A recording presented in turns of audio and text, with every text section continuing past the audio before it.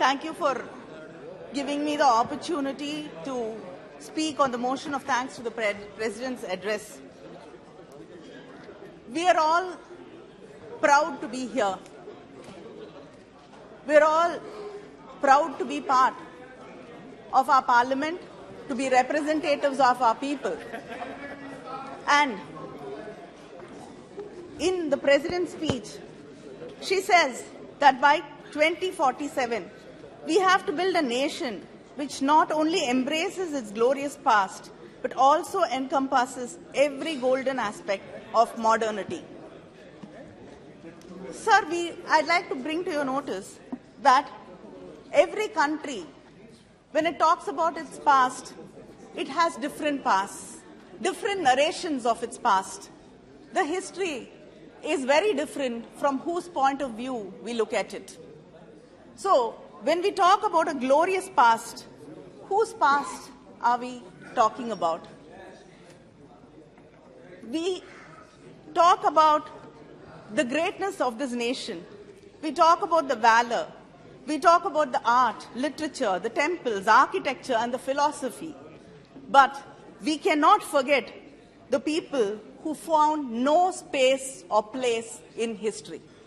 We cannot forget the untouchables, the unseeables, and the women who were pushed into fire in the name of honor.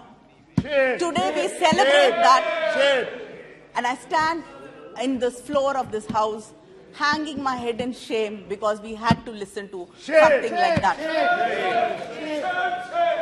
Sir, we have to understand that there is enough in this country to feel proud about, and we also have enough to be ashamed about. We have to embrace that. We have to understand that. We have to own up to that. Only then can we make amends to it. Only then can we make sure there is justice done to these people. But this government, this union government under the BJP, tries to create a unitary culture promoting oneness. One nation, one ration, one nation, one tax, one nation, one market, one language, one exam, one election, one nation, one religion, one nation, one party. This is where what you're trying to lead to. But you have to understand that that will never happen. Never. This country has seen enough.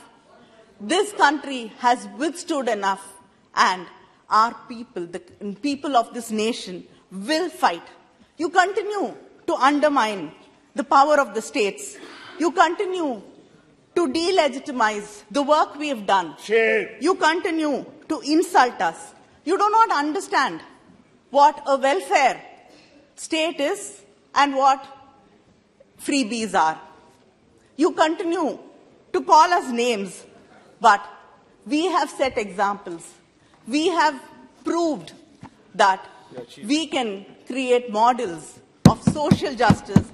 We can create models of inclusive development, which you have miserably failed to do so.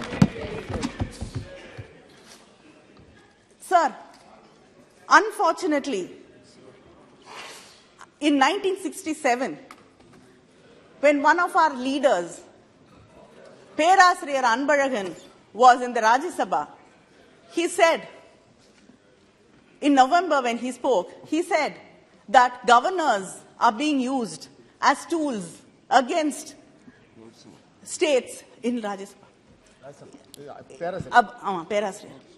He said that governors are being used as tools against elected governments by the union government. He said that, sir. He said it. I'm just quoting him. I'm just quoting him. I'm just quoting him. I'm just quoting him. I'm just quoting him.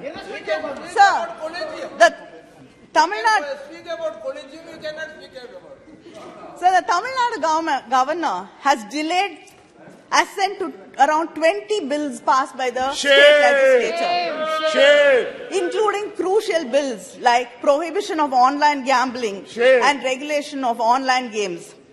And it's just not Tamil Nadu which stands alone in this fight. We've seen what happened in West Bengal. Maharashtra. What happened in Maharashtra? In Kerala, the governor threatens to withdraw ministers, and in Nagaland, in Telangana. Yeah, every government which is a non-BJP government, I think we have to fight battles with the governor. But Dr. Ambedkar has rightly stated in the Constituent Assembly that the governor does not have any individual discretion and has to act according to the aid and advice of the Council of Ministers. I think this government, when it sends governors to states which are non-BJP states, should ask them to read the speeches of Dr. Ambedkar, or at least kindly advise them what this country stands for and what federalism is. Because you are the ones who keep talking about cooperative federalism. So you should teach them to cooperate and understand the importance of federalism. But you do not listen. You could not listen to this, Mr. Rahul Gandhi when he spoke here. You were interrupting because you're not used to listening. It is something which you don't know how to do. Listen to sense. Listen to sense. But, and I think this year you forgot in Tiruvallur because there are no elections in Tamil Nadu. Yeah. But I'd like to remind you, Idipare illada Yemara Mannan Kedupar illanum Kedum. Yes, I am translating because, of course, you did not make the attempt to learn any South Indian language. You only want to impose Hindi on us. None of you understand any South Indian language. A king without an honest, critical council needs no enemies to come to ruins. So, if you do not listen to what the opposition says, to what the people say, to what the press says, to what people have to say to you, then you do not need enemies to bring you to ruins. This is what the government has been curtailing the freedom of speech vehemently, both inside and outside of the parliament. And it tries to create an aura of fear in many ways. We know, with all the tools in your hands. And Shame. Shame on your tools. Your tools, yeah. All your tools. This government has actively diminished. Don't get distracted. This government, She's not yielding. She's not yielding.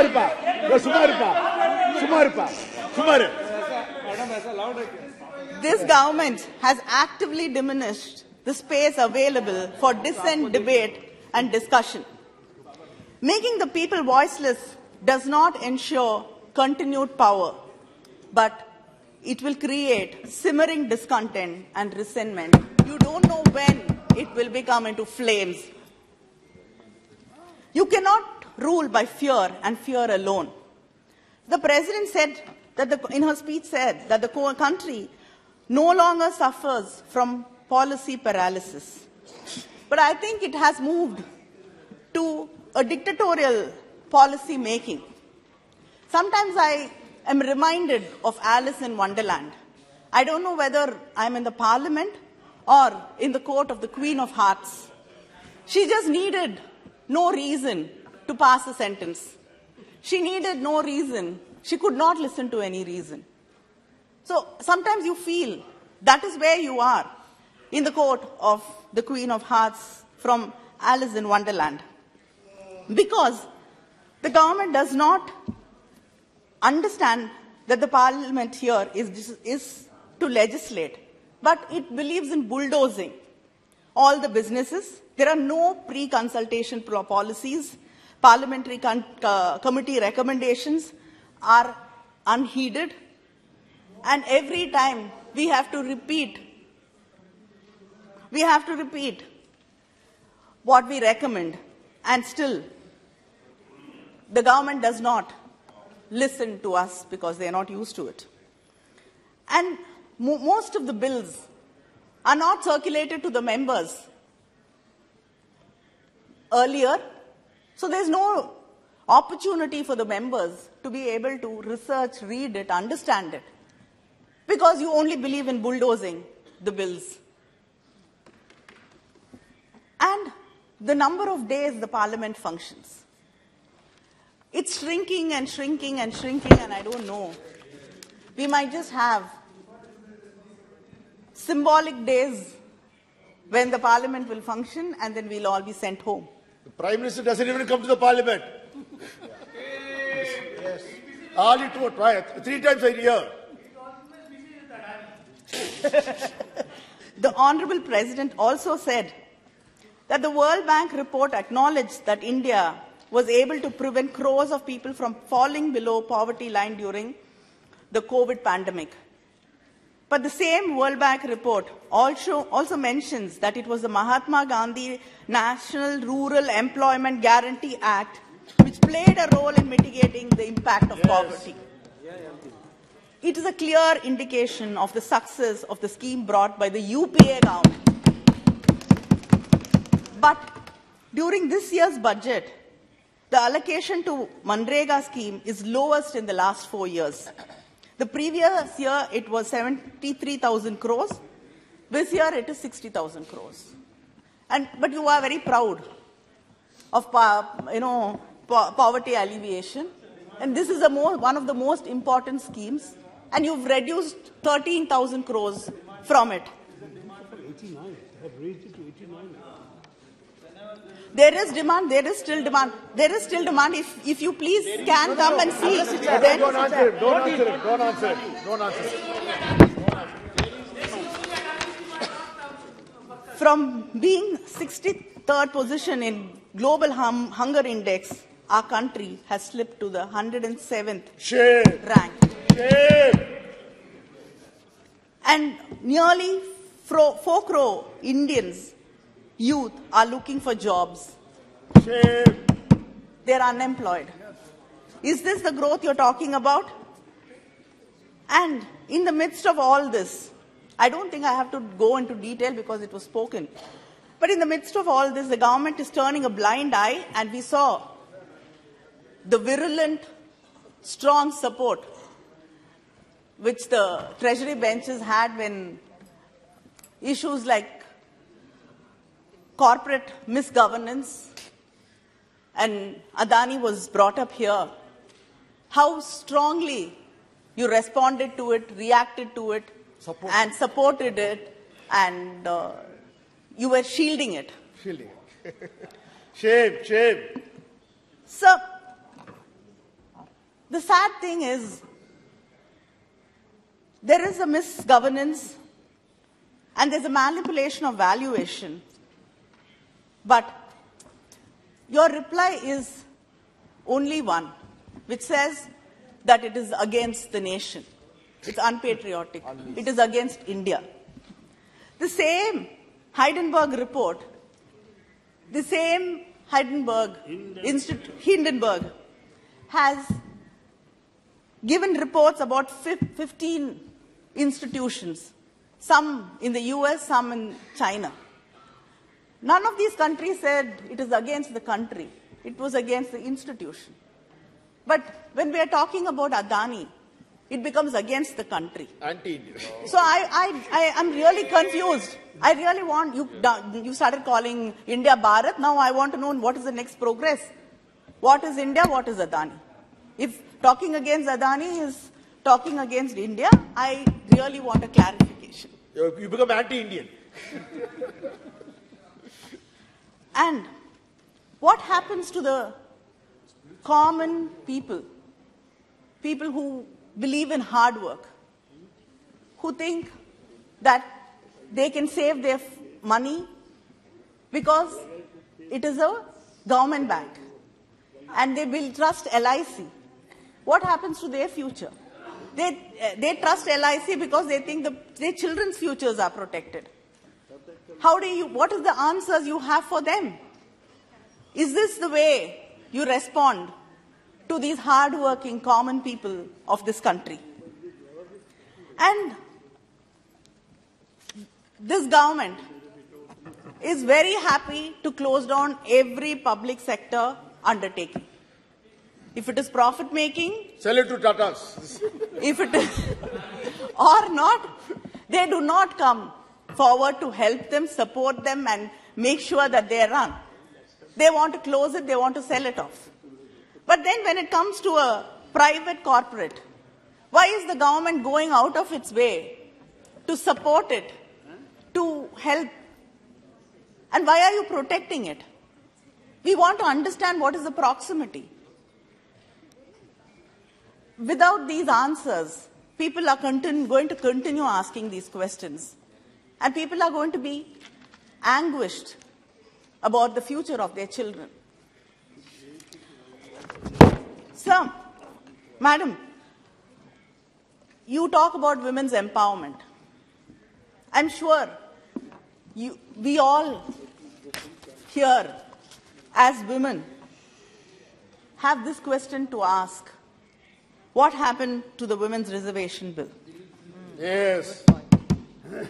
They are anti-women. They are against the women's development. Because you believe that the only way to make sure that a woman is honorable is to push her into the fire or behead her. Shame. They believe in Sanatana. Sir, we've seen 27 parliament sessions after this government, which in its election manifesto said that there will be 33% reservation in the assemblies and in the parliament, has come to government. But nothing has been done about the women's reservation bill. You do not care about the people. You do not care about the oppressed, the suppressed.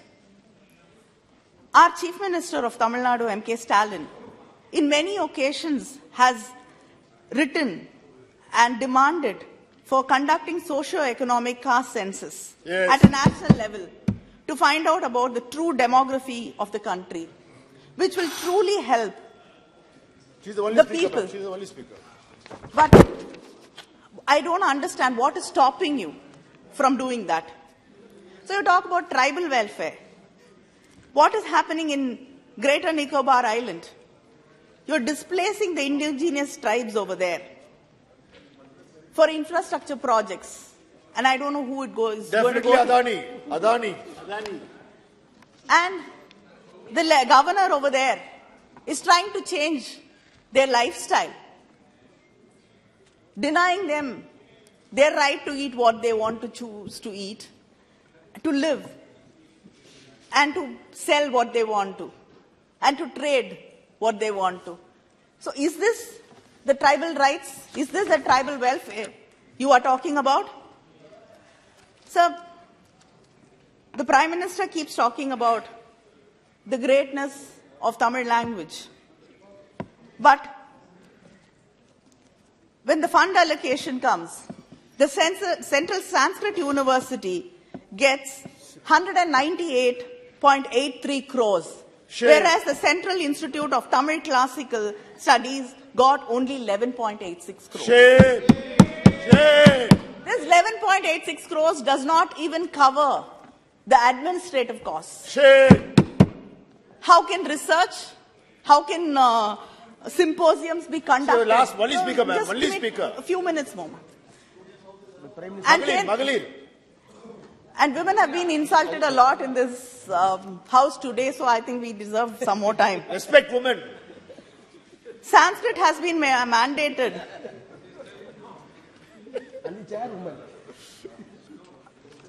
In the Kendra Vidyalaya schools, but not the regional languages. Shame.